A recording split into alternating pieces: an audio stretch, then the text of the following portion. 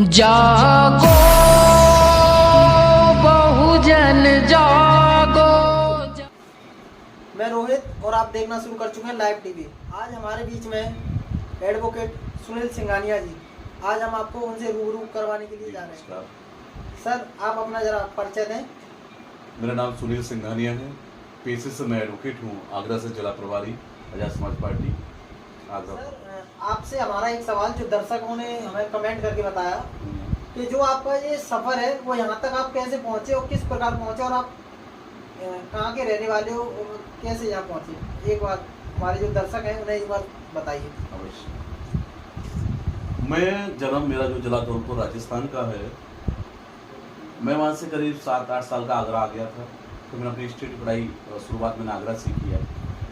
आगरा से करने के बाद मैंने बचपन में बहुत मेहनत किया। मैं बाबा साहब को नहीं जानता था, किसी के माध्यम से मुझे जानकारी मिला। मैंने बाबा साहब को पढ़ा, जाना, उनके संघर्ष को, उनकी मेहनत को, उनकी कुर्बानी को समझा, उनकी नेक कमाई को समझा, उनके संघर्ष को समझा। जब समझने के बाद मेरी आंखों में आंसू आए। बाबा साहब की फोटो को सीने से लगा मैं रो रहा कि अम्बेडकर धन्य है, हम जैसे कीड़ाओं को आप इंसान बना गए। जब से उनके संघर्ष में मैंने मेहनत किया और मैंने हर गांव में जाकर 2.5 साल अपना घर छोड़कर गांव में जाकर मीटिंगें की, फर्श बिछा के झाड़ू लगाया, लोगों को समझाया, मीटिंग की कि हम लोग कैसे आए। हमारा सबसे ज़्यादा मैंने लोगों को समझाया शिक्षा के लिए। मेहनत करने के बाद इस मुकाम तक पहुंचा हूं कि आज मुझे लोग ज़्यादातर लोग जानते हैं, पहचानते हैं, नाम से लोग जानते हैं। संघर्ष करने का इस मुकाम तक आज मैं बैठा हूँ। जी सर। सर, आपको आगरा ही नहीं पूरा उत्तर प्रदेश जानता है ऐसे हमने सुना है, क्या ये बात सही है? बिल्कुल बात सही है। मेरी शुरुआत आगरा से हुई। आगरा पूरा जानता है, उत्तर प्रदेश लोग जानने लगे और उत्तर प्रदेश के बाद मेरे अन्य राज्यों में भी लोग मुझे जानने लगे, क्योंकि लोग जुड़े हुए हैं मुझसे, सोशल मीडिया जुड़े हुए हैं और व्यक्ति विशेष से लोग जुड़े हुए हैं। मैंने हमेशा निष्ठा ईमानदारी से समाज के प्रति काम किया, महापुरुषों की विचारधारा को लोगों तक पहुंचाया। खुद जानकारी लेने के बाद मैं बैठा नहीं, लोगों को जानकारी मैंने दिया और मैं आज भी समाज में अपना समय, बुद्धि, हुनर लगा रहा हूँ और मैं जब तक लगाता रहूंगा, जब तक मेरे सीने में सांस रहेगी और मैं समाज को जगाता रहूंगा, उनके बीच जाता रहूंगा, उनको जगाता रहूंगा। जब तक जाता रहूंगा, जब तक वो जाग नहीं जाते, मैं चैन से नहीं बैठूंगा। अपने समाज की, अपने हक की लड़ाई लड़ूंगा। अपने महान पुरुषों को जो कारवा है, जो आंदोलन है, उसमें अपनी भागीदारी निभाता रहूंगा और संघर्ष करता रहूंगा। क्या सर, जो कैडर आपने दिए हैं, जो आगरा में दिए हैं या किसी अन्य स्टेट में जाके दिए हैं?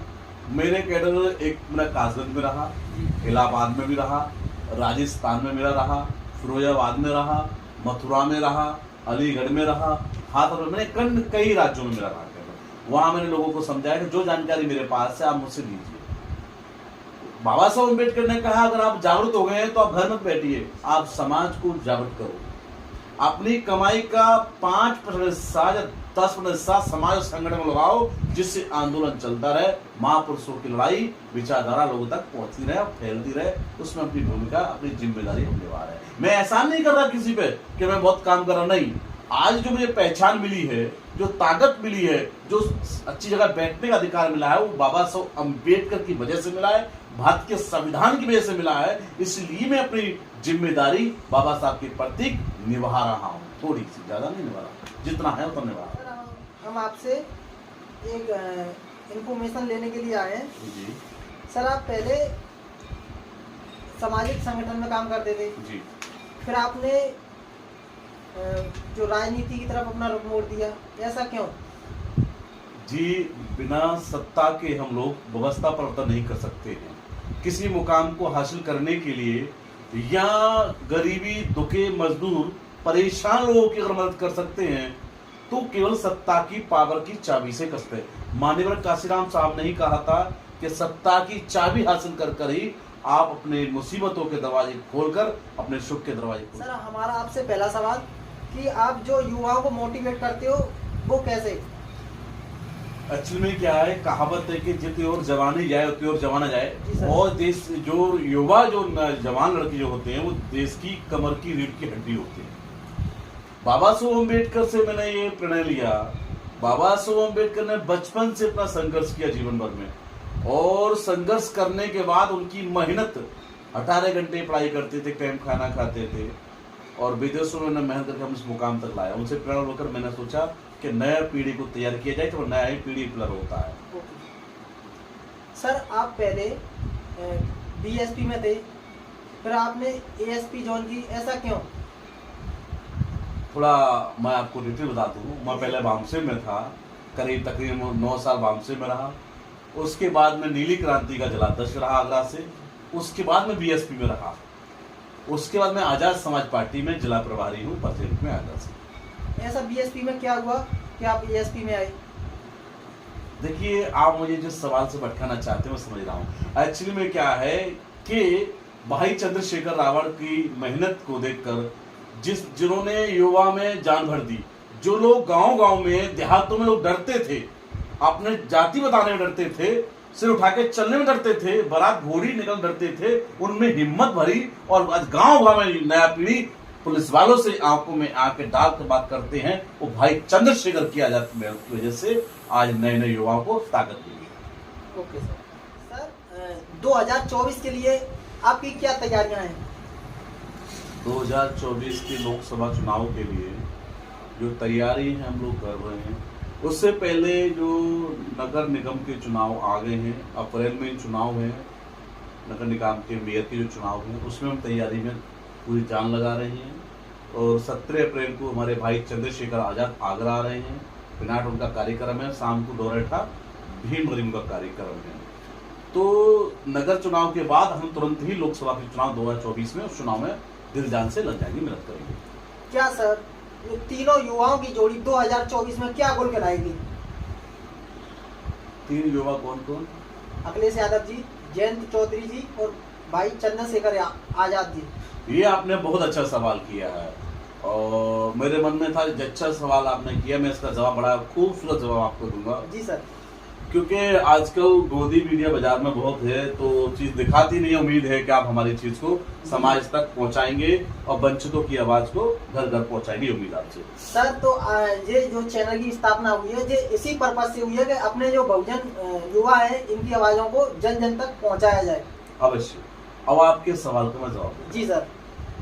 भाई चंद्रशेखर आजाद, भाई अखिलेश यादव जी, भाई जयंत चौधरी जी, तीनों का गठबंधन, तीनों युवाओं का जो बहुत खूबसूरत हुआ है। ये भारतीय संविधान को मानकर और भारतीय संविधान की शपथ लेकर और जो भारतीय राजनीति में बदलाव होने वाला है वो बहुत अच्छा बदलाव। एक बार मान्यवर काशीराम मुलायम सिंह यादव जी का गठबंधन हुआ था। जी सर। जब दोनों का गठबंधन हुआ, मुलायम सिंह यादव काशीराम साहब का, तो बीजेपी में खलबली मच चुकी थी कि जब पिछड़े दलित एक हो जाएंगे तो यूपी नहीं ये दिल्ली भी ले जाएंगे। इन दोनों के मिलने से भारत में खलबली मच गई। तो इस कारण षड्यंत्र के तहत दोनों के गठबंधन को सर आप जो मुस्लिम समाज है क्या वो इस गठबंधन को समझ पाएगी? गठबंधन को जो मुसलमान हैं अधिवासी समझ रहे हैं। मुसलमानों की बात कौन रख रहा है? भाई चंद्रशेखर आजाद ने हर उस मुसलमान की, वंचितों की आवाज रखी है। या तमिलनाडु का मामला हो या आगरा का मामला हो, जो हरियाणा में 2 युवाओं को बोलेरो में जिंदा जलाया गया मुस्लिम समाज के लोगों, उनकी आवाज हो।